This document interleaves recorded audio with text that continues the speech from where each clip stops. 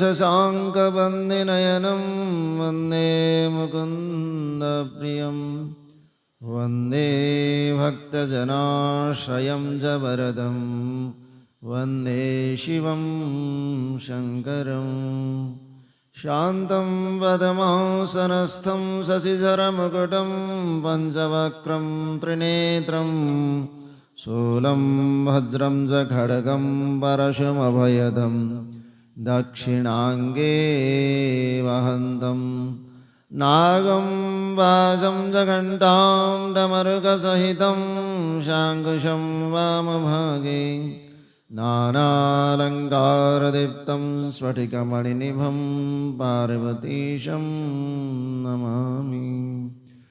गङ्गातरङ्गरमणीयजटाकलापं गौरी निरन्तरविभूषितवामभागं नारायणप्रियमनङ्गमदापहारं वाराणसीं पुरपतिं भज विश्वनाथं चन्द्रोद्भासितशेखरे स्मर हरे गङ्गाधरे शङ्करे सर्वैर्भूषितकण्ठकर्णविवरे नेत्रोऽथवैश्वानरे दन्ते त्वक्कृतसुन्दरां वरधरे त्रैलोक्यसारे हरे मोक्षार्थं कुरुचित्तवृत्तिमचलं अन्येकस्तु किं कर्मभिः।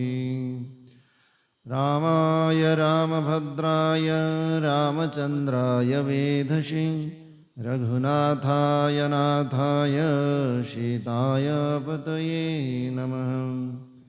अतुलितबलधामं हेमशैलावदेहं धनुजवनकृशानं ज्ञानिनामग्रगण्यं सकलगुणनिधानं वानराणामधीशं रघुपतिप्रियभक्तं वातजातं नमामि।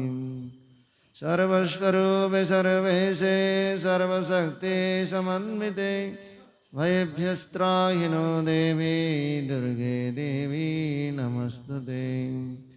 वंशी विभूषितकरान्नवनीरदाभा पीताम्बरदरुणबिम्बफलधरुष्ठा पूर्णेन्दुसुन्दरमुखादरविन्दनेत्रात् कृष्णात् परं किमपि तत्त्वमहं न जाने। ब्रह्मानन्दं परमसुखदं केवलं ज्ञानमूर्तिं द्वन्द्वातीतं गगनसदृशं तत्त्वमस्यादिलक्ष्यम् एकं नित्यं विमलमजलं सर्वधीशाक्षिभूतं भावातीतं त्रिगुणरहितं सद्गुरुं तं नमामि। शङ्करं शङ्कराचार्यं केशवं बादरायणं सूत्रभाष्यकृतौ वन्दे भगवन्तौ पुनः पुनः। ईश्वरो गुरुरात्मेति मूर्तिभेदविभागिनि व्योमवद्व्याप्तदेहाय दक्षिणामूर्तये नमः। ॐ शान्ति शान्ति शान्तिः। बोलो सच्चिदानंद भगवान की, सद्गुरुदेव भगवान की। भगवत भगवान पहले थोड़ा भजन करें। प्रेम मुदित मनसि कहो राम राम राम, श्री राम राम राम। प्रेम मुदित मनसि कहो राम राम राम, श्री राम राम राम। राम राम राम, श्री राम राम राम। राम राम राम, श्री राम राम राम। राम राम राम, श्री राम राम राम। राम राम राम, श्री राम राम राम। पाप कटे दुख मिटे लेत राम नाम। पाप कटे दुख मिटे लेत राम नाम। पाप कटे दुख मिटे लेत राम नाम। पाप कटे दुख मिटे लेत राम नाम। भव समुद्र सुखद नाव, भव समुद्र सुखद नाम। एक राम नाम, एक राम नाम। श्री राम राम राम, श्री राम राम राम। श्री राम राम राम, श्री राम राम राम। श्री राम राम राम, श्री राम राम राम। श्री राम राम राम, श्री राम राम राम। परम शांति सुख निधान दे, परम शांति सुख निधान। दिव्य राम नाम, दिव्य राम नाम। परम शांति सुख निधान, दिव्य राम नाम। परम शांति सुख निधान, दिव्य राम नाम। निराधार को आधार, निराधार को आधार।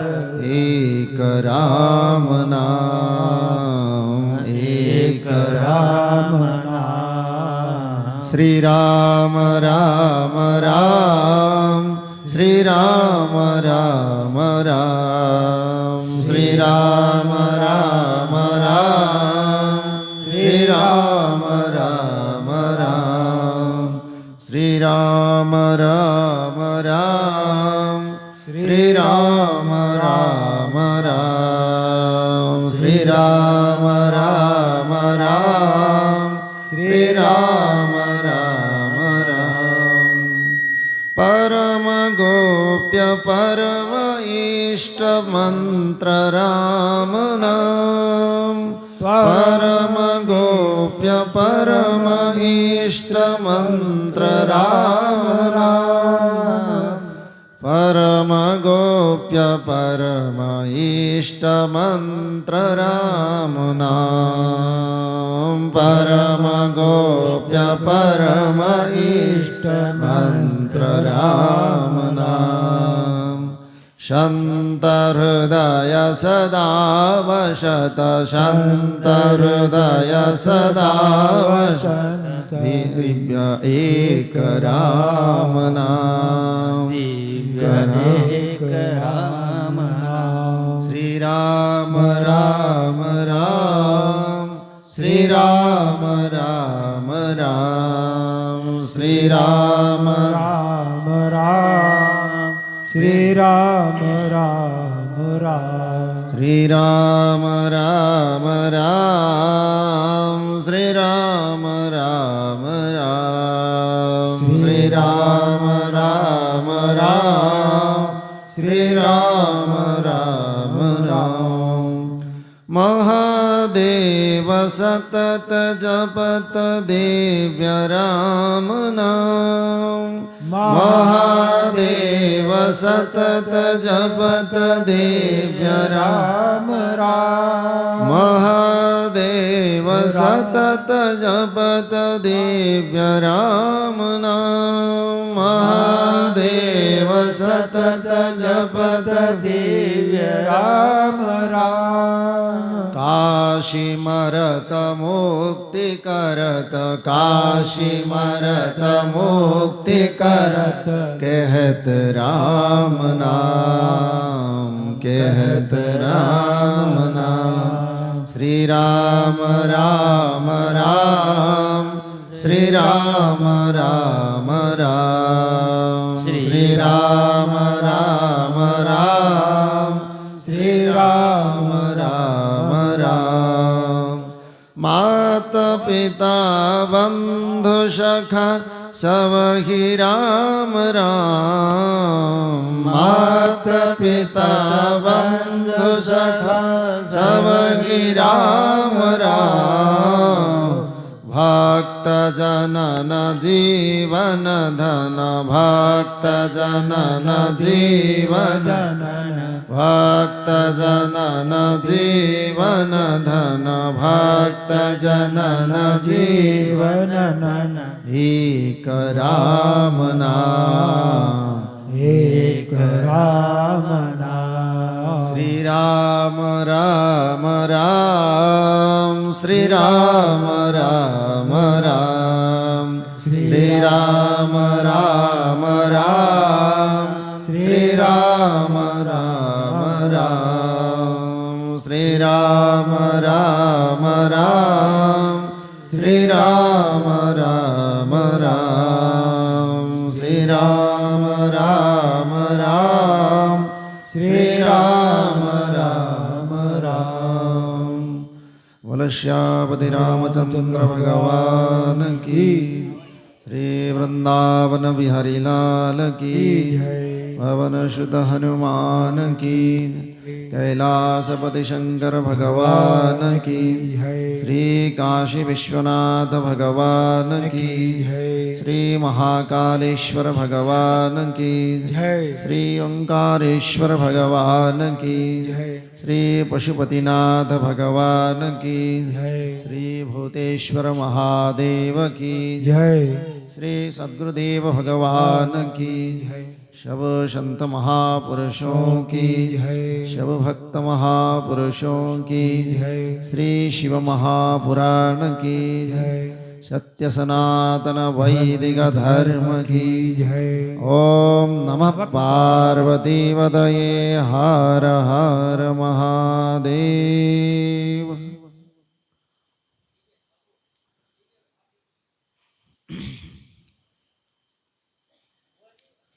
नारायणं नमस्कृत्य नरं चैव नरोत्तमं देवी सरस्वतीं व्यासं ततो जयमुदीरयेत् व्यासाय विष्णुरूपाय शुकतातं तपोनिधिं नमो वै ब्रह्मनिधये वासिष्ठाय नमो नमः।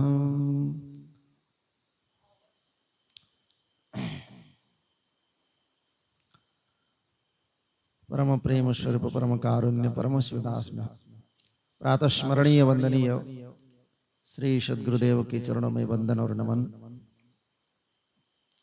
अखिल ब्रह्मांड नायक परमपिता परमेश्वर भगवान श्री पशुपतिनाथ एवं भगवान श्री भूतेश्वर के चरणों में स्मरण करते हुए समस्त ऋषि मुनि और समस्त देवगण शिवगण को नमन करते हैं।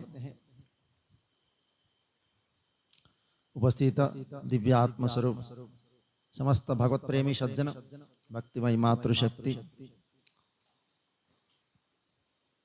आज हमारे इसी चातुर्मास ज्ञान यज्ञ के और भगवत कथा का इस अमृत धारा में प्रवाहित होकर के जीवन की सार तत्व, सार मर्म और एकमात्र भगवत आराधना एवं उनकी कृपा से उनकी सानिध्य की प्राप्ति, ये जो मनुष्य मात्र का लक्ष्य है, उस लक्ष्य को प्राप्ति के लिए हम सब श्रोता के रूप में भगवत कथा का श्रवण करने की इच्छा से प्रवृत्त हुए हैं। इसलिए भगवान श्री भूतेश्वर और समस्त हमारे गुरुजन आपको अवश्य ही कृपा पात्र बनाएंगे और जीवन के ध्येय की प्राप्ति कराने में आपको समर्थ बनाएंगे, जिससे हमारा ये जीवन कृतकृत्य हो।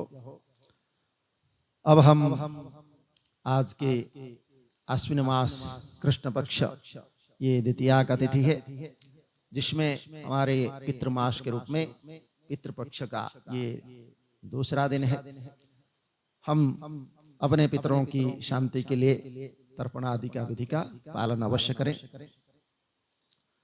अब हम इसी कथा के प्रसंग में भगवत कथा का आदर करते हुए और मर्यादा पूर्वक उसको श्रवण की इच्छा से हम कथा का विचार और कथा के हृदयंगम को, सानिध्य का अर्थात भगवत सानिध्य की समृद्धि में हम उसको अवश्य श्रवण करेंगे। तो आइए हम सब इस प्रकार कथा की, जो भगवान की दिव्य अवतार कथा है, उसका हम श्रवण करें। इसमें शतरुद्र संहिता, इसी शतरुद्र संहिता के जो अवतार कथा है, भगवान की अनेक प्रकार के अवतार को श्रवण करके हम कल जो है उनके ही आवेश अवतार के रूप में श्री दुर्वासा जी के विषय में हमने श्रवण किया। आज उनके ही स्वरूप, जिनको स्वयं ही राम कार्य के संपादन के लिए और समस्त जगत के कल्याण के लिए, समस्त जगत को भगवत भक्ति का मार्ग को अनुसरण करने के लिए स्वयं भगवान ने हनुमान अवतार को धारण किए। तो हनुमान जी के रूप में अवतार लेकर के भी उन्होंने अनेक प्रकार के लीलाएं की और हनुमत चरित्र जो है आज उसका हम श्रवण करेंगे। चकार सुहितम प्रीत्या रामस्य परमेश्वर तत्सर्वं चरित्रम विप्रो शृणु सर्व सुखावहम। भगवान हनुमत रूप से भगवान श्री राम के जो परमहित कार्य किया है और जो सबको सुख प्रदान करने वाला है, उस प्रकार का ये चरित्र का श्रवण करें। एकस्मिन् समये शंभुद्भूतो भूतिकर प्रभो ददर्शम मोहिनी रूपम विष्णु सही वशेत गुणः। भगवान नारायण ने समुद्र मंथन के समय अमृत का जो कलश हाथ में लिए, तो उस समय उन्होंने एक सुंदर दिव्य मोहिनी रूप को धारण किया था। तो उस मोहिनी रूप को देखने की इच्छा से भगवान ने उनको निवेदन किया। तो भगवान ने जब इस प्रकार अद्भुत अत्यंत वह मोहिनी स्वरूप का धारण किए, तो भगवान शिव जो है उन भगवान के दिव्य मोहिनी रूप को दर्शन किए। तो उस मोहिनी रूप को देखते ही उन्होंने आहत की भांति शंभु ने विक्षुब्ध कर दिया और उन ईश्वर ने भगवत अर्थात भगवान श्री राम कार्य के लिए अपने तेज को उन्होंने प्रकट किया और उस तेज का उन्होंने फिर उनके ही प्रेरणा से सप्तर्षियों ने उनके तेज को राम कार्य के लिए आदर पूर्वक एक पत्र में स्थापित किया और उन महर्षियों ने फिर उस तेज को लेकर के कहाँ गए? तौ गौतमं श्रुतायाम दद्र्यम शंभोद महिषि कर्ण द्वारा तदंजन्याम। ये गौतम ऋषि जो थे, उनकी पत्नी कौन थी? अहल्या। उनके पुत्र, उनका पुत्र का नाम है शतानंद। ये शतानंद कौन है ना? ये जनक राजा जी के पुरोहित है। तो ये शतानंद जी जो है, जैसे वशिष्ठ वहां अयोध्या में जैसे उनके कुल पुरोहित थे, ऐसे शतानंद जो है जनक राज में वो कुलपुरोहित थे। और ये अंजनी जो है, जो हनुमान जी को जन्म दिए थे, ये अंजनी भी ये गौतम की ही कन्या है, उनके ही बेटी है। लेकिन ये अंजनी के रूप में आए कैसे, तो इनके पूर्व कथा है। तो ये एक अप्सरा थी, कुंजकास्थली बोल के एक अप्सरा है। तो अप्सरा होने के नाते उन्होंने एक बार इसी पृथ्वी लोक में वन भ्रमण करने के लिए आते हैं और यहाँ अपने सखियों के साथ वह वन भ्रमण करते हैं।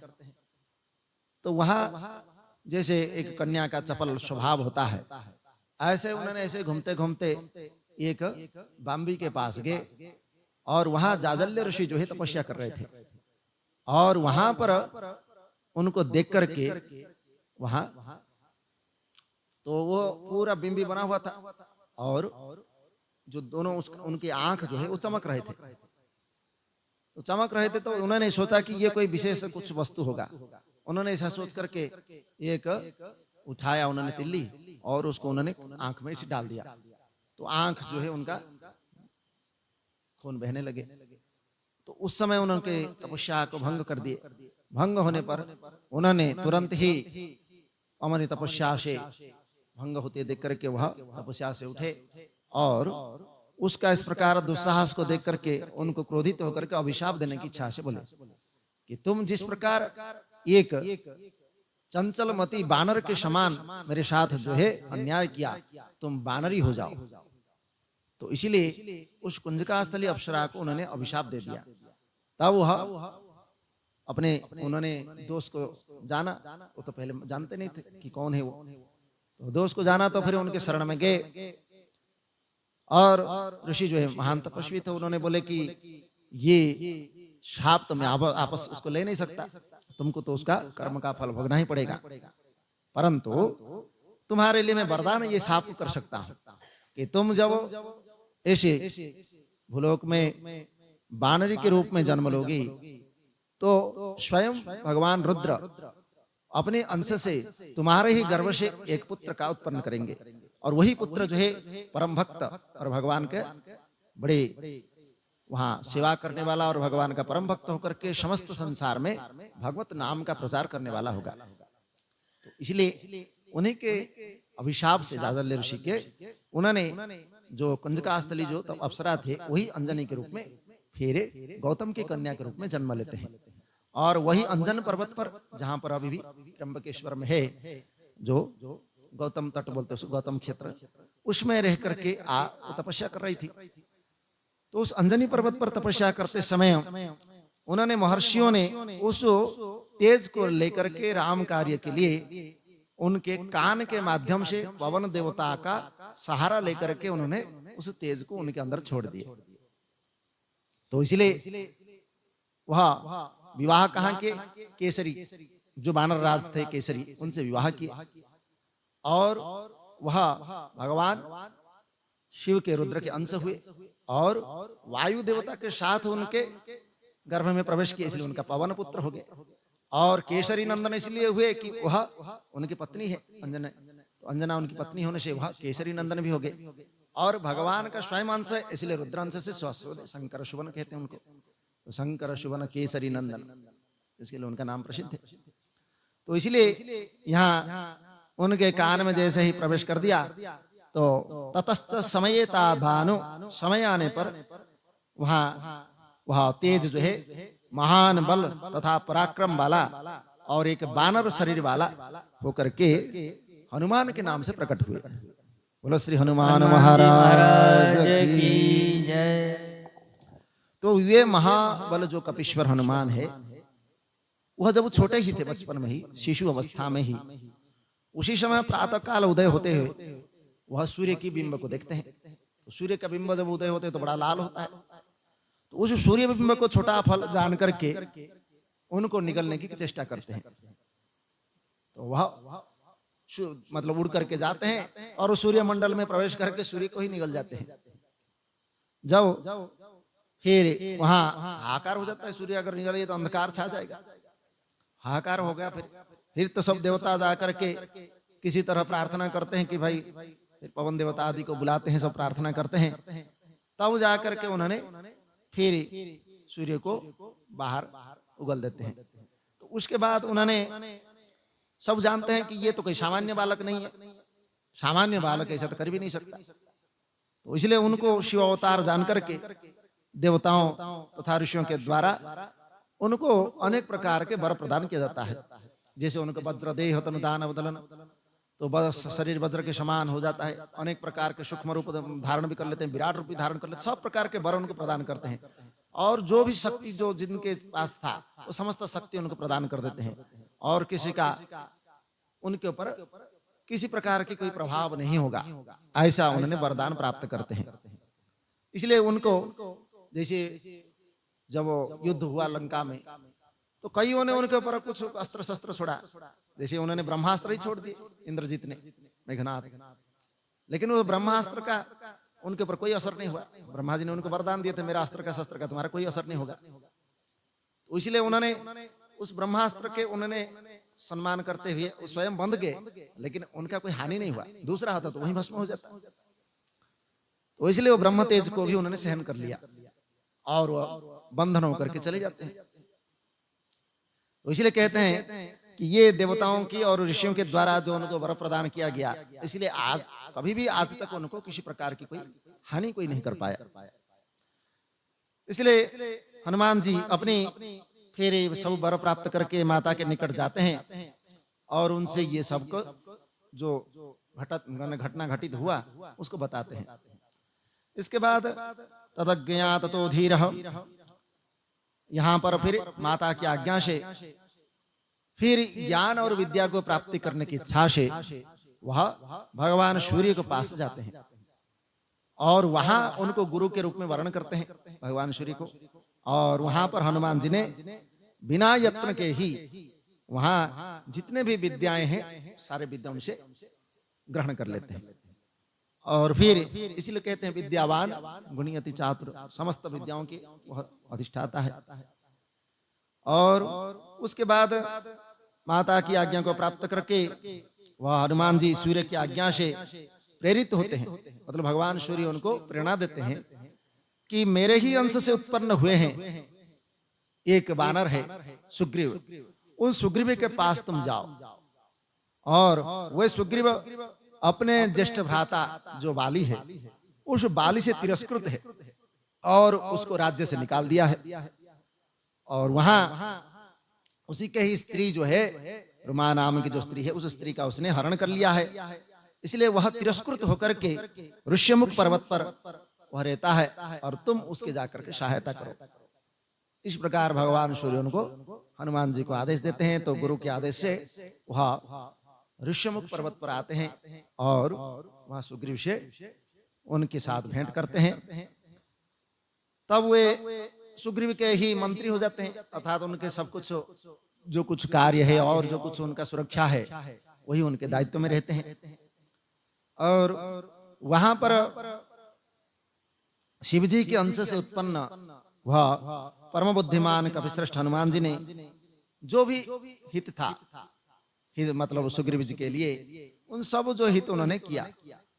और उन्होंने फिर जब भगवान वहां पंचवटी में भगवती सीता के जब हरण हो जाते हैं तो वहां पर फिर वह चलते चलते जटायु के साथ भेंट होता है। तो जटायु जो है उनको मार्ग बताता है कि आप इस प्रकार यहाँ से इसी दक्षिण दिशा में जाकर के पंपा सरोवर में आपको अपनी रास्ता प्राप्त होगा इसी दक्षिण दिशा में जाने के लिए। तो वहां से फिर भगवान जाते हैं तो मातंग ऋषि में आश्रम, उनके आश्रम में जाते हैं। फिर वहां माता शबरी के साथ भेंट होता है तो शबरी के साथ उन्होंने उनका उद्धार करते हैं। फिर वहीं से उनको रास्ता मिलता है पंपा सरोवर की। पंपा सरोवर में जाकर के वहां पर जैसे ही पहुंचते हैं तो उसी के पास है ऋष्यमुख पर्वत। उस ऋष्यमुख पर्वत पर सुग्रीव जी रहते थे। इन प्रकार राम और लक्ष्मण को देख करके उनको बड़ा संदेह होता है।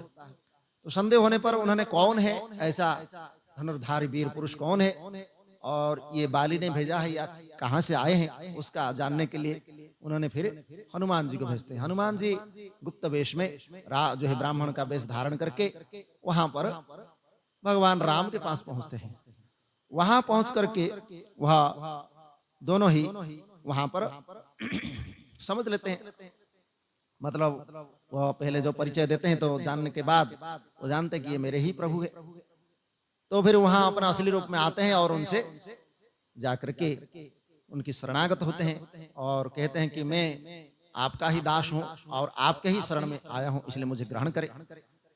तो भगवान फिर उनको अपने ही दास के रूप में, अपने ही भक्त के रूप में ग्रहण करते हैं। और फिर वहां पर सुग्रीव के जो दुख है वो बताते हैं कि वहां फिर दोनों कहीं एक ही बात हुआ। यहाँ भगवान की जो है भगवती सीता के हरण हुआ, उधर सुग्रीव जो है उसका वाली ने उनकी पत्नी को हरण कर लिया। तो इसलिए दोनों के ही एक दुख है। तो दोनों ही फिर वहां ऋषमुख पर्वत पर जाकर के मित्रता होते हैं। और मित्रता उन्होंने किसने करवाई? ये हनुमान जी ने ही करवाई। तब भगवान राम उनके कहते हैं कि घातया मास रामश्च बालिनम कपकुंजरम भातृपत्न्याश्च भक्तारम पापिनम परिमानिनम। तो वहां भातृपत्नी, मित्रपत्नी, याद गुरुपत्नी इत्यादि का उसको जो है गमन करने वाला महापापी होता है। इसलिए जो अपने को वीर मानने वाले कभी बाली जो था वह स्वयं ही पाप का उसने आचरण किया था। इसलिए उन्होंने कहा कि इस प्रकार का जीव, मतलब क्योंकि भगवान ने कहा था कि मेरा जन्म ही समस्त साधु पुरुषों की रक्षा और पापियों की नियत हुआ था। तो बाली ने ही प्रश्न किया था कि आपने जो कुछ किया वो तो उचित था, लेकिन आपने मुझे इस प्रकार अपने तीर से जो मार दिया, यह आपके अन्याय किया है। तो आप अगर मेरे साथ मित्रता करते तो मैं आपके रावण को जाकर के जहां भी उसने सीता रखा है मैं ले आकर के आपको दे देता। तो ऐसा आपने मेरे साथ अन्याय किया। तो भगवान कहते हैं कि ऐसा अन्याय ही नहीं है हमने। तुम जिस न्याय और अन्याय की बात करते हो ये तुम्हारे मुख में शोभा नहीं देता है, क्योंकि तुम पहले ही एक पापी हो। तुम जिस प्रकार अपने ही भातृपत्नी का अपहरण करके उसको अपने पास रखा और अपने ही भाई को तुमने अपने राज्य से निकाल करके उसको अनेक प्रकार के कष्ट दिया, ये तुमसे पहले से ही तुमसे पाप हुआ है। इसलिए तुम्हारे इस पाप के कारण ही। और बोले रे आप इस प्रकार आपका क्या अधिकार है कि हमको आपको दंड देने का? तो भगवान कहते हैं कि हम इक्ष्वाकु वंश के राजा हैं और इक्ष्वाकु वंश का समस्त पृथ्वी पर अधिकार है। जहां भी कोई इस प्रकार की पाप अधर्म का आचरण करता है उस इक्ष्वाकु वंश के जो राजा होते हैं वही सबको दंड देता है।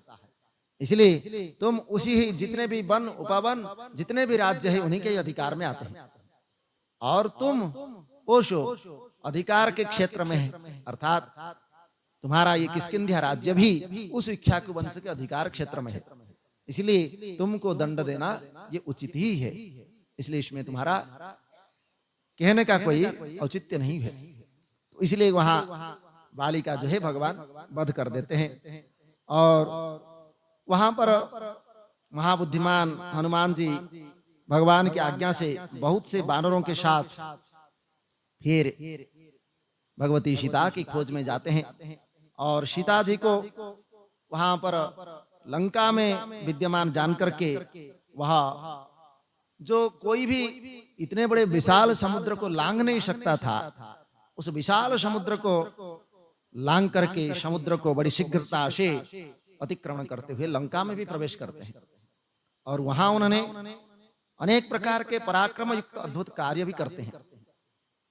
और भगवान भगवती जानकी को प्रीतिपूर्वक जो प्रभु का उत्तम मुद्रिका है उस चिन्ह को प्रदान करते हैं।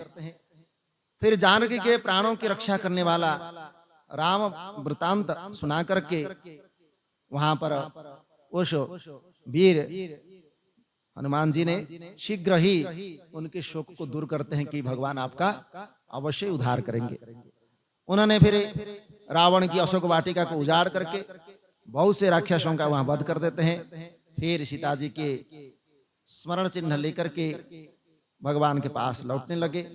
उस समय वहां उन्होंने महान लीला करते हैं और अत्यंत निर्भय होकर के रावण के पुत्र और अनेक राक्षसों को मार करके वहां लंका में उपद्रव करते हैं। फिर जब महाबलीशाली रावण ने तेल से सने हुए वस्त्र को उनकी पूंछ में दृढ़ता पूर्वक लपेटता है और उनमें आग लगा देता है, तब महादेव के अंश से उत्पन्न हनुमान जी ने इसी बहाना से उन्होंने कूद कूद करके समस्त लंका को ही जला देते हैं। तो इसका कारण था, उन्होंने केवल एकमात्र विभीषण को घर को छोड़ करके ही सब लंका को क्यों जलाया? इसका कारण था कि सब जो है रामद्रोही थे, मतलब भगवान के सब द्रोही थे, केवल विभीषण को छोड़ करके। तो एकमात्र लंका में उन्होंने राम नाम वहीं पर ही सुना था और कहीं भी उन्होंने राम नाम नहीं सुना था।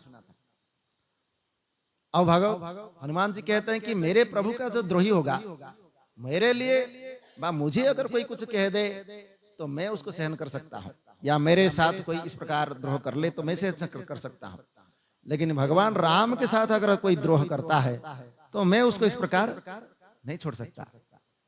तो इसलिए जब वह मतलब उनको बांध करके वहां लंका में ले जा रहे थे रावण के पास, तो सारे असुरों जो वहां लंकावासी थे वो सब आकर के उनका जो है ऐसे ही खिल्ली उड़ा रहे थे कि ये देखो बानर कहाँ से आ गया, ऐसे है वैसा है, ये तो हमारे पास छोड़ दो, हम तो इसको देख लेंगे, हम इसका जो है लेकर के पालेंगे, इसका जो है नाच कराएंगे, नाच दिखाएंगे, ऐसे जो जैसा आया। फिर बाद में बोलता है ये बानर अगर ऐसा है तो इसका स्वामी कैसा होगा, फिर वो स्वामी के विरुद्ध में बोलने लग गए। तब हनुमान जी जो है एकमात्र उन्होंने दृष्टि सबके ऊपर डाल दिया और उन्होंने सोच लिया कि बस अब तुम्हारा थोड़ी देर में कुछ भला होने वाला है। तो इसलिए वहां उन्होंने जैसे फिर दरबार में जाते हैं तो रावण को जो है उसकी बात को सुन करके उसकी उपहास भी करते हैं और भगवान के जो महिमा है उनको बताते हैं, लेकिन वह रावण कहाँ सुनने वाला था। लेकिन विभीषण जो है वहां उस बात को अनुमोदन करते हैं और उनको मारने का जो हत्या दूत के रामदूत के रूप में गए थे उनकी हत्या करने के लिए कहते हैं, लेकिन वहां पर विभीषण ही मना करते हैं। तो वहां फिर भले ही वहां तिरस्कार उनको सहन पड़ता है, फिर भी उन्होंने उनकी रक्षा करते हैं और फिर वहां उनके पूंछ पर फिर आग लगाने की वहां पर कहा जाता है। तो वो आदेश के जो कारण वहां पूंछ में आग लगा देते हैं और जिसके कारण वह समस्त लंका को विध्वंस करते हैं और दग्ध्वा लंका वंचयित्वा विभीषणम गृहम, विभीषण घर को छोड़ करके सारी लंका को जलते हैं। फिर जाकर के समुद्र में कूद जाते हैं और अपने पूंछ को बुझा करके फिर वह समुद्र के दूसरे किनारे पर आते हैं और फिर भगवान राम के पास जाते हैं और वही हनुमान जी ने शीघ्रता पूर्वक भगवान के पास जाकर के देवी सीता के जो चूड़ामणि लाए थे उस चूड़ामणि उन्होंने भगवान को प्रदान करते हैं और तत्पश्चात उनकी आज्ञा से बानरों के साथ उन बलवान तथा वीर हनुमान जी ने अनेक विशाल पर्वतों का ला करके फिर समुद्र पर पुल बनाते हैं सेतुबंध के रूप में। तब पार जाने की कामना वाले भगवान राम ने विजय प्राप्त करने की इच्छा से वहां पर फिर शिवलिंग की स्थापना करते हैं। तो यथाविधि प्रतिष्ठा करके उनका पूजन करते हैं और तत्पश्चात उन्होंने अपने ही प्रियतम पूज्यतम शिव जी से विजय का वरदान प्राप्त करके जो रामेश्वर ज्योतिर्लिंग के नाम से प्रसिद्ध हुआ, वहां पर वानरों के साथ फिर भगवान की कृपा से लंका को घेर करके फिर राक्षसों से युद्ध करते हैं और फिर उन वीर हनुमान ने राक्षसों का उन्होंने वध किया और भगवान राम की सेना की रक्षा की तथा शक्ति से घायल होकर के जब वो लक्ष्मण जी ऐसे ही पृथ्वी पर गिर गए तो उन लक्ष्मण जी को बचाने के लिए दूसरा कोई नहीं था, क्योंकि उन्होंने जब सुषेण वध्य को लंका से लेकर के आते हैं और वहां सुषेण वध्य संजीवनी बूटी लाने के लिए जब कहते हैं तो वहां पर सुनने वाला कोई नहीं होता है, लाने वाला भी कोई नहीं होता है। मतलब इतना दूर जाकर के एक ही रात में गंधमादन पर्वत को उठा करके लाना और उसका संजीवनी बूटी को प्रयोग करना ये तो सबके लिए संभव नहीं था।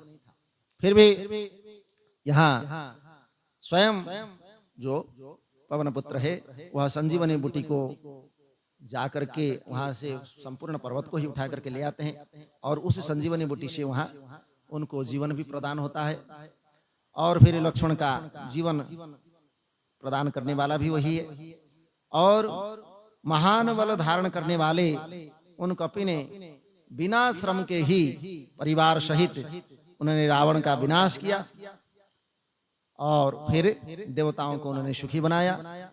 और कहते हैं कि मही रावण संज्ञम यह ज्ञात्वा राम सलक्ष्मणम, एक अहिरावण के पुत्र महिरावण नाम था, उन्होंने भी उस पाताल लोक में अपना राज्य करता था। तो महिरावण नामक राक्षस को भी जो राम और लक्ष्मण को उसने अपहरण करके ले गया था, उनको उसको भी उन्होंने ये अपने लक्ष्मण सहित राम की रक्षा के लिए उसको भी मारा और मार करके उस स्थान से फिर उसी अपने स्थान में लेकर के आए। और राम कार्यम चकारासु सर्वथा कपिपुंगवः, इस प्रकार कपिपुंगव ने श्री राम के कार्य को शीघ्र ही संपन्न किया और समस्त असुरों का उन्होंने वध किया। इसलिए असुर निकंदन राम द्वारे उसको कहा जाता है। तो इसलिए समस्त असुरों के उन्होंने वध किया एवं नाना प्रकार के लीलाएं की। स्थापयामाश भूलोके, भगवान सीताराम को सुख देने वाले वानर राज ने स्वयं उनके श्रेष्ठ भक्त हुए और श्रेष्ठ भक्त होकर के संपूर्ण इसी भूलोक में राम भक्ति की स्थापना उन्होंने किया। तो आज भी इस कलयुग में उनकी इस राम नाम का श्रेष्ठता को स्वयं बताते हैं। तो वो जो भी राम नाम के जहां पर गान होता है, राम नाम के जहां पर श्रवण होता है, राम की जहां कथा होती है, वहां पर वह उस भक्ति का प्रदान करने के लिए वहां प्रवेश करते हैं। इसलिए ऐसे जो राम भक्त है वह इन संपूर्ण भूलोक में उनकी भक्ति की प्रचार करते हैं। वैसे तो जब भगवान अवतार लेकर के आए थे राम अवतार में, उन्हें तो बहुत कम ही भक्तों को उन्होंने उद्धार किया, परंतु वही राम नाम को लेकर के कितने भक्त जो है, हजार करोड़ भक्त जो है आज तक उद्धार हो चुके हैं। तो इसलिए उस राम का भक्ति का प्रचार और उसकी भक्ति की स्थापना करने वाले स्वयं प्रमाण के रूप में श्री हनुमान जी है। इसलिए उनको सबसे बड़े मतलब भक्तों श्रेष्ठ दानव मां वानर श्रेष्ठ नाम से उनको प्रसिद्ध है। और लक्ष्मण प्रदाता, लक्ष्मण के प्राण रक्षक, सभी देवताओं के गर्व चूर करने वाले, रुद्र अवतार, भगवत स्वरूप और भक्तों का उद्धार करने वाले थे। इसलिए वे हनुमान जी महावीर, सदा राम का कार्य सिद्ध करने वाले और रामदूत के रूप में इसी संसार में विख्यात हुए और असुर संहार, दैत्यों के संहार करने वाले और भक्त वत्सल भी है। इसलिए आज भी प्रत्यक्ष देवता के रूप में इस कलयुग में हनुमान जी को ही आज उनकी आराधना करते हैं, उनकी उपासना करते हैं। और ऐसे भी कलयुग में जैसे तुलसीदास जी भी हनुमान जी के माध्यम से ही भगवान से उनका मिलन हुआ। तो जब तक वह राम कथा करते करते जब हनुमान जी से एक बार उनकी भेंट हुई तो उनसे वहां बताते हैं कि मुझे भगवान राम का कैसे दर्शन हो जाए। तो उन्होंने वही रास्ता बताते हैं कि आप जो है चित्रकूट के घाट पर जाओ और वहां पर उस घाट पर बैठ करके एक बार तुमको भगवान का दर्शन अवश्य होगा। तो बहुत इंतजार करते हैं लेकिन उनको कभी दर्शन नहीं मिला, बड़े दुखी होते हैं। फिर उनको बताते हैं कि वो जो श्यामल वर्ण और गौर वर्ण दो युवक आएंगे आपके सामने, तो वह तुम जब वहां तिलक करोगे तो समझ आना वही दोनों है। तो वहां पर फिर चित्रकूट घाट पर वहां दोनों आते हैं और राम लक्ष्मण के रूप में उनके दर्शन प्राप्त करते हैं तुलसीदास जी। तो इसलिए ये हनुमान जी के कारण ही हुआ। तो भक्ति भी और भगवान का दर्शन भी ये दोनों ही उनके माध्यम से प्राप्त होता है। तो ये कलयुग में भी ये संभव है, इसलिए ये स्वयं उनका उदाहरण दिए हैं तुलसीदास जी ने। ऐसे अनेक भक्तों को उनके दर्शन और उनके भगवत भक्ति के प्राप्त हुए हैं। तो इस प्रकार ये हनुमान चरित्र जो सबसे प्रसिद्ध है और रामायण के सबसे उत्तम पात्र है, उनका यहाँ पर चरित्र के रूप में प्रतिपादन किया गया है। अब आगे भगवान के अवतार की कथा में उसमें एक अवतार है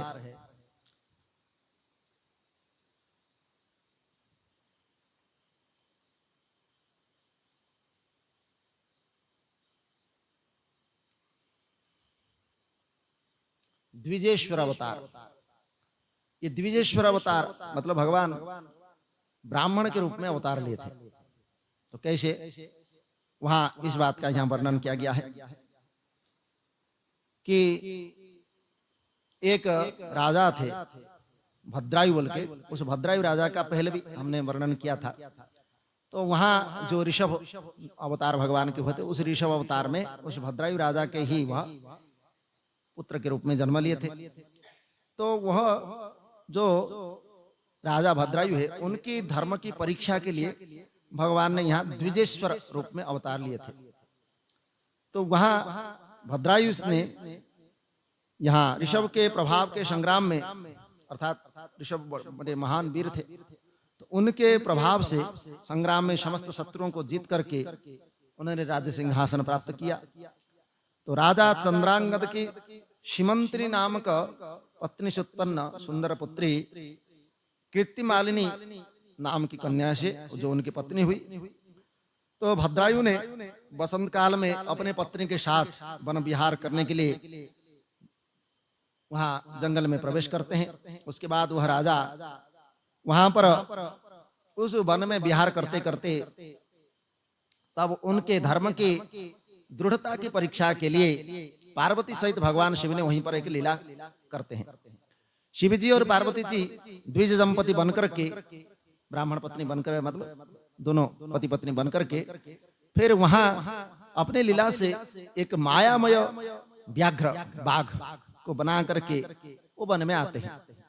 दोनों वहां जाकर के जहां राजा विहार कर रहे थे वहीं थोड़ी दूर पर व्याघ्र का पीछा करते हैं और भय से आकुल होकर के दौड़ते रोते हैं, चिल्लाते हैं, मैंने भगवान अपनी लीला कर रहे। तो वहां क्षत्रियों में श्रेष्ठ राजा भद्रायु ने व्याघ्र से आक्रांत है करके और चिल्लाते हुए आते हुए उन दोनों ब्राह्मण पति पत्नी को देखते हैं। अपनी माया से द्विज दंपति बने हुए उन दोनों ने भय से व्याकुल होकर के राजा भद्रायु के इस प्रकार कहते हैं कि हे धर्म रक्षा करने वाले, हम दोनों को खाने से ये व्याघ्र हमारे पास आ रहा है, इसलिए ये हमारा काल है और हम लोगों को बचा लीजिए।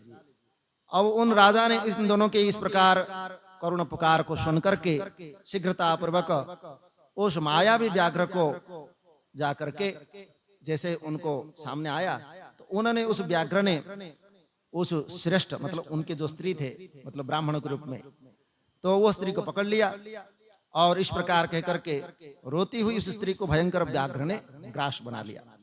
तब तक राजा ने अपने तीक्ष्ण जो भाला था उन भालों से व्याघ्र पर प्रहार किया, किंतु वह किसी प्रकार की उसको कोई कष्ट नहीं हुई और फिर वृष्टि धाराओं से पर्वतराज पर कोई प्रभाव भी नहीं पड़ा। तो इसलिए राजा के द्वारा बहुत सारे आघात किए गए उस व्याघ्र के ऊपर, लेकिन उस बाघ को कोई फर्क नहीं पड़ा और उस स्त्री को उसने अपने मुंह में दबा करके वहां से भाग गया। इस प्रकार बाघ के द्वारा अपहृत अपनी स्त्री को देख करके ब्राह्मण अत्यंत दुखी हो गया और बारंबार रोने लगा। फिर देर तक रोने के बाद अभिमान नष्ट करने वाले, माया से विप्र रूप धारण करने वाले भगवान ने भद्रायु से कहते हैं कि तुम्हारे महान अस्त्र कहाँ है, रक्षा करने वाला तुम्हारे ये महाधनुष कहाँ है, 12,000 हाथियों का तुम्हारा बल कहाँ है, तुम्हारे ये शंख खड्ग इत्यादि रखने से क्या लाभ है, तुम्हारी ये समंत्रक अस्त्र विद्या से क्या लाभ है, क्योंकि जिसकी रक्षा के लिए तुम्हारा ये अस्त्र उठना चाहिए था तुमने उसकी रक्षा नहीं कर पाए, और जो भी तुम में ये सब रखा हुआ है बल है, ये सब तुम्हारा निष्फल है, क्योंकि तुम वन में रहने वाले जंतुओं के आक्रमण को भी रोकने में सक्षम नहीं है। क्षत्रस्यायं परम धर्मो क्षताच्च परीक्षणम, प्रजाओं की क्षीण होने से बचाना ये क्षत्रियों का धर्म है, और उस कुल धर्मों के नष्ट हो जाने पर तुम्हारा जीवित रहने से क्या लाभ है, जिस धर्म को तुमने रक्षा ही नहीं कर पाए। अब आर्तानाम शरणं कर्तानाम त्राणं कुर्वन्ति पार्थिवाः, कि जो धर्मज्ञ राजा होते हैं और धर्म का पालन करने वाले होते हैं, अपने प्राणों तथा धन से अपने शरण में आए हुए दीन दुखियों की रक्षा करते हैं। यदि ऐसा नहीं करते हैं तो राजा जीवित होते हुए भी मृत के समान है। इसलिए पीड़ितों की रक्षा करने में असमर्थ राजाओं के लिए जीवित रहने की अपेक्षा मर जाना अच्छा है। और धनीनाम दानहीनानाम, जो धनी है जिसके पास भगवान ने अनेक धन उसको दिया है, ऐसे धनवान होकर के भी जो दान नहीं करता, ऐसे गृहस्थ होने की अपेक्षा वह भिखारी होना अच्छा है, क्योंकि दान होने पर भी अर्थात धन होने पर भी दान नहीं कर सकता और उसका कर्तव्य का पालन नहीं कर सकता, तो भगवान दूसरे जन्म में उसको भिखारी बनाते हैं।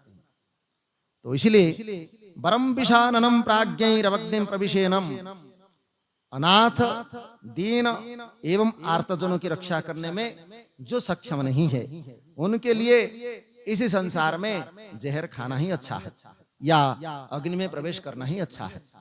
तो इसलिए हमारे पास शक्ति है, सामर्थ्य है, धन है, बल है, तो दूसरे के हित के लिए है, दूसरे को उपकार के लिए है, केवल अपने आप को दिखाने के लिए नहीं होता है। तो इसलिए इस प्रकार ब्राह्मण वेशधारी भगवान के वचन को सुनकर के राजा भद्रायु जो है अपना निंदा सुनना नहीं चाहते हैं, लेकिन विचार कर ले आज मेरा जो है भाग्य ही पलट गया और मैं जो चाहता था वैसे हुआ ही नहीं, इसलिए मुझे अभागे दुर्बुद्धि का कुलचित धर्म नष्ट हो गया। इस प्रकार पाप के कारण मेरी संपत्ति, राज्य, आयु सब कुछ नष्ट हो जाएगा। अपनी पत्नी के मर जाने से शोक संतप्त इस ब्राह्मण को मैं अपने प्राणों दे करके भी शोक रहित करूंगा। इस प्रकार भद्रायु ने अपने मन में निश्चय करके ब्राह्मणों के चरण में गिर करके उसके सांत्वना देते हुए कहते हैं कि क्षत्रिय धर्म पर कृपा करके अपने शोक का आप त्याग कीजिए, मैं आपका अभिष्ट अवश्य पूरा करूंगा। यह राज्य, ये रानी, ये मेरा शरीर सब कुछ आपके अधीन है, आपके अतिरिक्त और क्या चाहते हैं आप बताइए। तो ब्राह्मण देव कहते हैं अंधे को दर्पण से क्या लाभ है और किमादर्शेन चांधस्य किम गृही भक्ष जीवितः, जो भिक्षा से ही जीवन निर्वाह करने वाला है उसको घर की क्या आवश्यकता है, और किम पुस्तकेन मूढ़स्य, जो मूर्ख है उसको पुस्तक देने से क्या लाभ है, और निस्त्रिकस्य धने किम, जिसका कोई स्त्री पुत्र न हो उसको धन से क्या लाभ है। तो इसलिए ऐसे ही आप जो मेरी स्त्री मर चुकी है और मैंने कभी जो है किसी प्रकार अपने सुख भोग ही नहीं किया है, अब मैं तो चाहता हूं कि जो आपके ये पटरानी है वही मुझे दे दीजिए। तो इसलिए कहते हैं भद्रायु पूरी पृथ्वी के धन का और राज्य, हाथी घोड़े तथा अपने शरीर का भी दाता तो हुआ जा सकता है, मतलब इतना तो मैं दे सकता हूं, किंतु अपनी स्त्री का दान करने वाला तो मैं कहीं नहीं देखा है। तो इसीलिए दूसरे की स्त्री के साथ अर्जित जो किया जाता है वह पाप होता है, इसलिए सैकड़ों प्रायश्चित भी उसको दूर नहीं किया जा सकता। तो भगवान तो धर्म की परीक्षा ले रहे हैं, कह रहे हैं देखो मुझे घोर ब्रह्म हत्या तथा मद्य पीने का महापाप ही क्यों न लगे, मैं उसे तपस्या से नष्ट कर दूंगा, इसलिए तुम्हारी स्त्री मुझे दे दो, मैं कैसे भी उसको अपने पाप को मैं जैसा जो होगा मैं देखूंगा।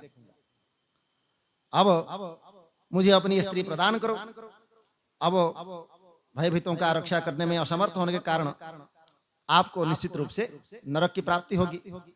इस प्रकार भयभीत राजा जो है विचार करने लगा, अतः उसने सोचा कि अपने मतलब पाप प्राप्त करने की अपेक्षा स्त्री को देना ही अच्छा है, अतः श्रेष्ठ ब्राह्मण को अपनी स्त्री प्रदान करके मैं पाप से मुक्त होकर के अग्नि में प्रवेश कर जाऊंगा। ऐसा करने से मेरी यश और कीर्ति बढ़ेगी।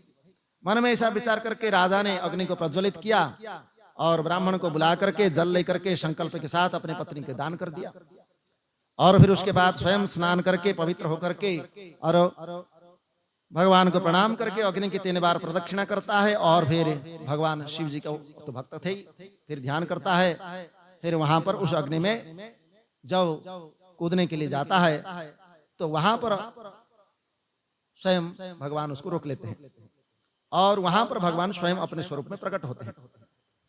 फिर स्वयं वहां पर कहते हैं कि शिव जी को जैसे ही सामने प्रकट हुए देखते हैं तो वहां पर भयभीत मतलब आश्चर्य होता है। फिर उनको देख करके उनकी स्तुति करता है और उनको हाथ जोड़ के प्रणाम करता है। तब भगवान सदाशिव के दर्शन से राजा का अंतःकरण भी प्रसन्नता से वह खिल उठा और अश्रुपात से सारा शरीर भी आर्द्र हो गया, शरीर भी रोमांचित हो गया। इसके बाद राजा जो है कहते हैं कि मैं आपका दर्शन पा करके धन्य हुआ और मैं आपकी भक्ति से अत्यंत प्रसन्न हो गया हूं और आपके धर्म पालन से भी मैं प्रसन्न हुआ हूं। अब आप अपनी पत्नी सहित जो कुछ वर मांगिए मैं उसे दूंगा। भगवान ऐसा कहते हैं। मैं आपके भक्ति भाव की परीक्षा के लिए ही ब्राह्मण वेश धारण करके आया था, और व्याघ्र ने जिसे पकड़ लिया था वे साक्षात देवी पार्वती थी, और तुम्हारे बाणों से आहत न होने वाला जो व्याघ्र था वह एक माया से बनाया गया, एक मेरा ही लीला थी। इसलिए तुम्हारी परीक्षा के लिए आपको स्त्री को मांगा था।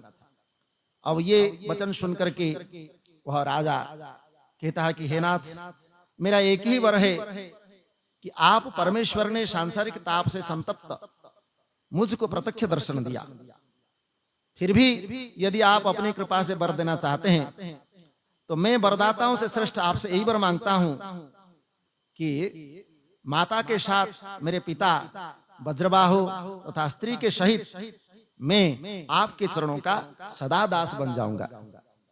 इस प्रकार की मैं आपका सेवक, जो पद्माकर नामक ये वश्य है तथा शनय नाम का उनका पुत्र है, इन सब को आपका पार्श्ववर्ती अर्थात पार्षद बनाए। उस राजा की जो कीर्तिमालिनी नाम की पत्नी भी आनंदित होकर के भक्ति से भगवान को इस प्रकार ही वर मांगने लगी। और फिर उनके जो पिता थे चित्रांगद और उनकी माता थी सीमंतिनी, उन दोनों के लिए प्रसन्नता पूर्वक भी उसमें भगवान का सानिध्य को प्राप्त करने की वर मांगते हैं। इस प्रकार स्वयं ही भक्तवत्सल पार्वतीपति प्रसन्न होकर के उन सबको अपना पार्षद बना लेते हैं। तो भद्रायु ने प्रीतिपूर्वक शिव जी की कृपा प्राप्त करके अपनी पत्नी कीर्तिमालिनी के साथ वहां इसी संसार में रहते हुए जितना दिन तक अपना राज्य किया, उसके बाद स्वयं शिव जी की सानिध्य में चले गए। इस प्रकार यहाँ भगवान जो ब्राह्मण द्विज जिसको कहते हैं, ब्राह्मण के अवतार के रूप में अपने ही भक्त की परीक्षा लेकर के द्विज अवसर अवतार के रूप में आए थे।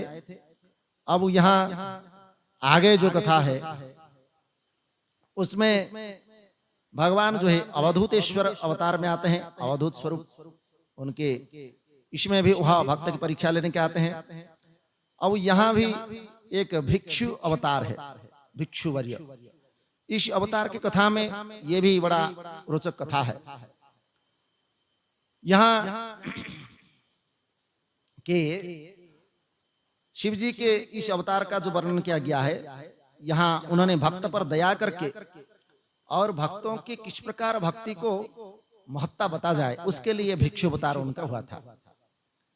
तो वहां विदर्भ नगर में धर्मात्मा सत्यशील तथा शिव भक्तों से प्रेम करने वाला एक सत्यर्थ नाम का राजा था।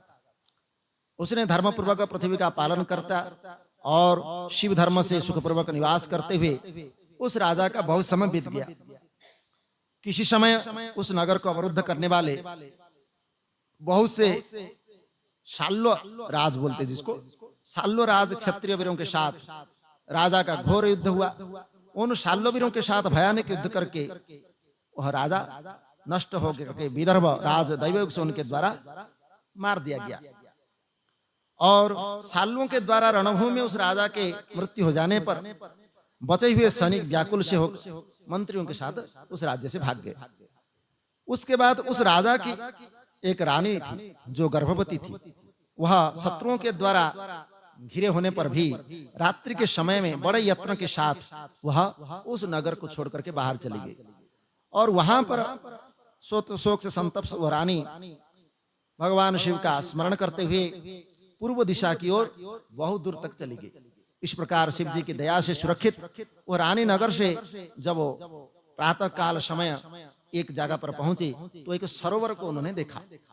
और वहां आकर के राजा की उस पत्नी ने शोक से व्याकुल होकर के विश्राम के लिए उस सरोवर के तट पर एक छायादार वृक्ष के आश्रय लिया। वहां पर रानी ने दैववश शुभ ग्रहों से शुभ मुहूर्त में सूर्य लक्षण संपन्न एक पुत्र को जन्म देती है। और फिर उसी समय वह प्यास से व्याकुल हुई। उस सद्योजात शिशु की माता रानी जल लेने के लिए जैसे ही वो सरोवर में उतरी, वहां पर एक मगरमच्छ ने उनको पकड़ लिया और भूख एवं प्यास से अत्यधिक व्याकुल मगरमच्छ उनको निगल लिया। अब वो जो बालक था अभी जो जन्म लिया है, वह अपने माता एवं पिता से रहित होकर के वह नवजात बालक सरोवर के किनारे रोने लगा। तो वहां उत्पन्न होते ही वह भूख प्यास से व्याकुल होते हुए नवजात शिशु पर सर्व अंतर्यामी तथा सर्वरक्षक महेश्वर जो है उनकी दया दृष्टि पड़ी। उसी समय भगवान के द्वारा मन से प्रेरित की गई एक भिखारिन, भीख मांगने वाली, वहां एक पहुंच कर और 1 वर्ष के उस पुत्र के लिए उस विधवा ने उस रोते हुए अनाथ बच्चे को वहां पर उन्होंने देखा। उस बालक को निर्जन वन में देख करके वह ब्राह्मणी आश्चर्यचकित हुई कि इस प्रकार इस जंगल में ऐसे शिशु का आना आश्चर्यकर है। फिर भी उन्होंने अकथनीय, मतलब जो कथन नहीं कर सकते उसको माना। तेजस्वियों में श्रेष्ठ उस बालक का अभी तक नाल छेदन भी नहीं हुआ था और मातृविहीन रोता हुआ अकेला पृथ्वी पर लेटा हुआ है। एक तो उसने अपना बालक रखा 1 साल का, एक दूसरा बालक उसने देख लिया। अब यहाँ उसकी सहायता करने वाले इसके माता पिता, इसको याद कोई नहीं है। और इसमें क्या कारण हो सकता है? इसलिए दैव बल, भाग्य का बल बड़ा प्रबल है। न जाने कश्य पुत्रो अश्य, न जाने ये किसका पुत्र है, इससे जानने वाला भी यहाँ कोई नहीं है।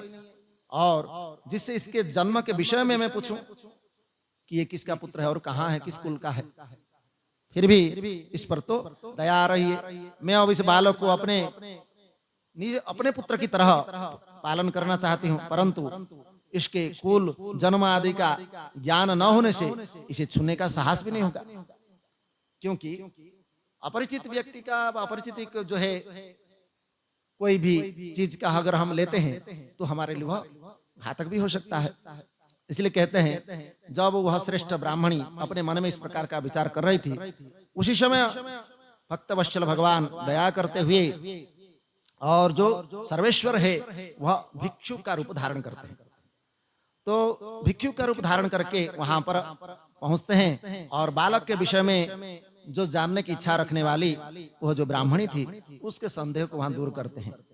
कहते हैं कि तुम अपने मन का शंका मत करो, दुखी मत हो, तुम अपने पुत्र तुल्य इस पवित्र बालक को रक्षा करो और थोड़े समय के उपरांत इस बालक से तुम्हारा कल्याण होने वाला है। अब इस प्रकार से तुम शिशु का पालन पोषण करो। तो ब्राह्मणी कहती है कि मैं आपकी आज्ञा से अपने पुत्र के समान इस बालक की रक्षा करूंगी और भरण पोषण भी करूंगी। आप मेरे भाग्य से ही यहाँ पधारे हैं, फिर भी मैं अपने सत्य विशेष रूप से जानना चाहती हूँ कि कौन है और किसका पुत्र है। तो कहते हैं कि हे भिक्षुवर, मुझे बारंबार ऐसा ज्ञात होता है कि आप दया सागर है और भगवान शंकर है, इसलिए शिशु पूर्व जन्म में ये आपका भक्त था। किस कर्म के दोष से ये अवस्था को प्राप्त हुआ और उसे भोग कर आपके कृपा से पुनः परम कल्याण को कैसे प्राप्त करेगा। आपकी माया से मोहित हुई मैं अपना मार्ग भूल करके इधर आ गई, जिससे पता चलता है कि इसके पालन करने के लिए आपने ही मुझे यहाँ पर भेजा है। इसलिए जिसके दर्शन से ज्ञान को प्राप्त हुई, विशेष रूप से जानने की इच्छा वाली उस ब्राह्मणी से भगवान कहते हैं कि इस सर्वमान्य बालक का पूर्वकालीन इतिहास जो कुछ तुमको जानना है मैं कहता हूं। सुनो विदर्भराजस्य शिवभक्तस्य धीमतः। ये बालक शिवभक्त, बुद्धिमान तथा अपने धर्म से निरत रहने वाले विदर्भराज, विदर्भ के राजा सत्यरथ का पुत्र है। हे ब्राह्मणी, राजा सत्यरथ शत्रु सालों के द्वारा युद्ध में मारे गए, जिससे अत्यंत भयभीत उनकी पत्नी रात्रि में शीघ्रता से अपने घर से निकल गई और उन्होंने इस वन में आकर के प्रातः काल होते होते इस पुत्र को जन्म दिया। किंतु प्यास लगने से वह सरोवर में उतरी और दुर्भाग्य से उनको मगरमच्छ ने ग्रास कर लिया। इस प्रकार उन्हें इसी बालक की उत्पत्ति और उसके पिता का संग्राम में मरण एवं मगरमच्छ के द्वारा माता के मृत्यु के विषय में जब उससे कहा गया तो ब्राह्मण अत्यंत आश्चर्य हुई और फिर भिक्षु रूपी भगवान से पूछते हैं कि इस राजपुत्र का श्रेष्ठ पिता उत्तम भोग करते हुए भी इस प्रकार शालों के द्वारा किस प्रकार मारा गया और ग्राह ने, मगरमच्छ ने इन शिशु की माता को शीघ्र कैसे ग्रास कर लिया, जिसके कारण ये जन्म से ही अनाथ हो गया और अपने माता पिता से रहित हो गया। मेरा ये पुत्र भी, जो उन्होंने अपने पुत्र को भी रखा था 1 साल का, तो मेरा ये पुत्र भी परम दरिद्र और भिक्षुक क्यों हुआ, मतलब ऐसे भिक्षा के रूप में उसको प्राप्त कैसे हुआ, किस उपाय से मेरे ये दोनों पुत्र सुखी होंगे, आप इसको बताइए। तो ब्राह्मणी के वचन को सुनकर के भगवान कहते हैं कि मैं तुम्हारे इस प्रश्न का उत्तर दे रहा हूं। ये जो विदर्भ देश के राजा जो इस बालक का पिता था, वह पूर्व जन्म में पांड्य देश का एक श्रेष्ठ राजा था और संपूर्ण उपद्रवों का नाश करने वाला वह शिव भक्त राजा संपूर्ण पृथ्वी का पालन करता हुआ अपनी प्रजा को प्रसन्न रखता था। किसी समय उसने दिन में निराहार रह करके जो नक्त व्रत होते हैं, त्रयोदशी प्रदोष काल जिसको कहते हैं, उस प्रदोष काल में उसने शिव की पूजा कर रहा था। और जब वह प्रदोष काल में शिव जी की पूजन कर रहा था, तभी नगर में बड़ा भयानक शब्द हुआ। वहां पर उस ध्वनि को सुनकर के वह राजा शत्रु के आक्रमण को आशंका से शिवार्चन को परित्याग करके घर से बाहर निकल पड़ा। और इसी समय उसका मंत्री भी वहां शत्रुता करने वाले सामंत को साथ लेकर के राजा के निकट आ गया। और अत्यधिक क्रोध से व्याकुल राजा ने उस शत्रु सामंत को देख करके बिना धर्म का विचार किए निर्दय के साथ उसका सिर काट दिया।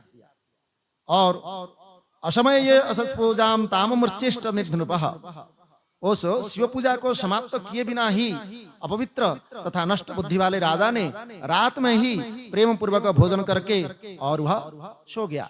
इसलिए वह शिव पूजा का छोड़ने से वह सारा उसका पुण्य और मंगल नष्ट हो गया। इसके पश्चात इसी जन्म में वह विदर्भ देश का शिव भक्त राजा हुआ, किंतु उसका पूर्व जन्म में शिवार्चन में होने वाले पाप के कारण शत्रुओं ने राज्य सुख भोग के समय ही उसका वध कर दिया। कर्म का फल उसको भोगना पड़ा। इसलिए जब हम पूजा करते हैं तो कोई बुलाता है तो उधर मन नहीं ले देना है, मतलब पूजा संपूर्ण करके समाप्त करके उठ करके जाना है, बीच में नहीं उठ के जाना है, क्योंकि उससे फिर भंग होता है और उसका दोष लगता है।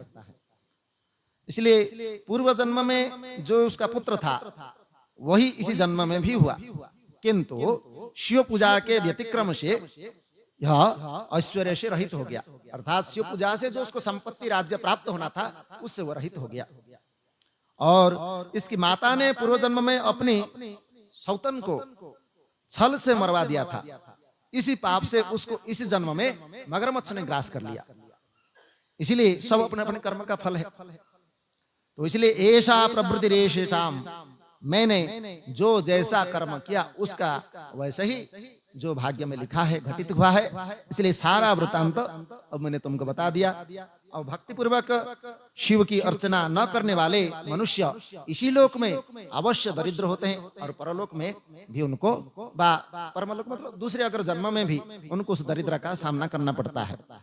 एसते तनय पूर्व जन्मनि ब्राह्मणोत्तम, तुम्हारा ये पुत्र पूर्व जन्म में श्रेष्ठ ब्राह्मण था और इसने यज्ञादि अनेक प्रकार के सुकर्म किए ही नहीं। ब्राह्मण तो था लेकिन कोई अच्छे कर्म का उसने आचरण नहीं किया, केवल प्रतिग्रह मतलब दान लेने की इच्छा से और दूसरे का धन को संग्रह करते करते उसने अपने जीवन बिता दिया। इसलिए हे ब्राह्मणी, तुम्हारा ये पुत्र इसी जन्म में इसलिए दरिद्र हुआ, उसने पूर्व जन्म में किसी को कुछ दिया ही नहीं। इसलिए उन दोषों को दूर करने के लिए तुम भगवान शंकर की शरण में जाओ और इन दोनों बालकों को लेकर के भगवान शंकर की पूजा करो। इन दोनों का यज्ञोपवीत हो जाने के पश्चात भगवान शंकर अवश्य उनके कल्याण करेंगे। इस प्रकार उपदेश देकर के भिक्षु रूपधारी भक्तवत्सल भगवान शिव ने अपना उत्कृष्ट स्वरूप को उनको दर्शन दिखाया। उसके बाद वह ब्राह्मणी उन भिक्षु श्रेष्ठ भगवान को जान करके प्रणाम करके और भगवान की स्तुति करने लगी। उसके बाद भगवान जो है वहां से अंतर्ध्यान हो जाते हैं। फिर भिक्षु के रूप में भगवान चले जाने पर ब्राह्मणी को विश्वास हो गया कि उस लड़के को लेकर के वह पुत्र सहित अपने घर में चली गई और एक चक्रा नामक रमणीय ग्राम में निवास करते हुए वह ब्राह्मणी उत्तम अन्नों से अपने पुत्र तथा राजपुत्र का पालन करने लगी। पुनः ब्राह्मणों ने उन दोनों का यज्ञोपवीत संस्कार किया और वे दोनों स्वयं शिव पूजा में तत्पर होकर के घर में ही वृद्धि करने लगे। वे दोनों ही सांडिल्य मुनि की आज्ञा से स्वव्रत करके प्रदोष काल में भगवान शिव की पूजन करते हैं। प्रदोष काल में भगवान शिव की पूजन करना ये बड़ा श्रेष्ठ माना जाता है। तो किसी समय ब्राह्मण पुत्र के बिना ही नदी में स्नान करने के लिए गए हुए राजपुत्र ने धन से परिपूर्ण एक सुंदर कलश उसको मिला। इस प्रकार शिव जी की पूजा करते हुए उन राजकुमार और ब्राह्मण कुमार के सुपूर्वक 4 महीने बीत गए। इस रीति से प्रसन्नता से पुनः शिव जी का पूजन करते हुए उन दोनों का उस घर में इस प्रकार 1 वर्ष व्यतीत हो गया। 1 वर्ष बीत जाने पर वह राजपुत्र एक दिन उस ब्राह्मण पुत्र के साथ भगवान शिव की कृपा से वन प्रांत में, वन देश में जा पहुंचते हैं और वहां पर आई हुई उसके पिता द्वारा प्रदत्त गंधर्व कन्या से विवाह करके फिर वह राज्य को प्राप्त करते हैं। और जिस ब्राह्मणी ने अपने पुत्र के समान उसका पालन पोषण किया था वही उसकी माता हुई तथा वह ब्राह्मण पुत्र उसका भाई हुआ। इस प्रकार भगवान की आराधना करके धर्मगुप्त नामक वह राजपुत्र विदर्भ नगर में उस रानी के साथ रहने लगा। इस समय भगवान के जो भिक्षु अवतार है उस भिक्षुवर्य अवतार का यहाँ किस प्रकार भक्त के ऊपर कृपा करते हैं उसके विषय में यहाँ वर्णन किया गया। और इस प्रकार ये भिक्षुवर्य अवतार जो है भगवान का यहाँ प्रावत जो है समाप्त होता है। उसके बाद एक भगवान ने सुरेश्वर अवतार लिया है। मतलब ये उनके एक भक्त है, उनका नाम है उपमन्यु। ये उपमन्यु जो है भगवान शिव और देवी पार्वती के पुत्र है, मतलब उनको पुत्र के रूप में उन्होंने स्वीकार किया है। तो इसलिए ये उपमन्यु बहुत बड़े भक्त हुए हैं और दक्षिण भारत में बड़े प्रसिद्ध है उपमन्यु के नाम। जो उनके 64 रुद्र मतलब शिव भक्त है, उस 64 भक्तों में ये उपमन्यु एक भक्त है। तो इसलिए इनका भी ये कथा सुनना चाहिए। तो वहां कहते हैं कि सुरेश्वर जो अवतार हुआ उसमें धौम्य के ज्येष्ठ भ्राता, धौम्य थे ऋषि, उनके ज्येष्ठ भ्राता है उपमन्यु।